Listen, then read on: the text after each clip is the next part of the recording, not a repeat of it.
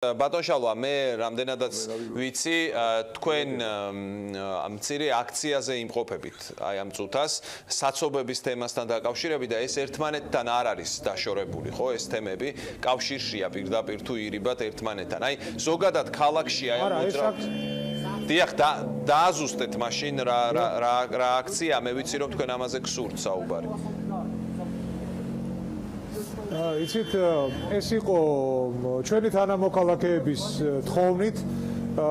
ყველა ის სამსახური მოვიდა დღეს აქ, დაწყებული მერის ტრანსპორტის საქალაქო სამსახური, ამ რაიონის გამგებელი, მაჟორიტარი თქვენი მონამორჩილი და რა თქმა უნდა საპატრულო პოლიციის წარმომადგენელი. ანუ როგორ შეიძლება ერთ ლოკალურ წერტილში უშუალოდ ამ პრობლემას, ეს არის პატარა მინი მოდელი.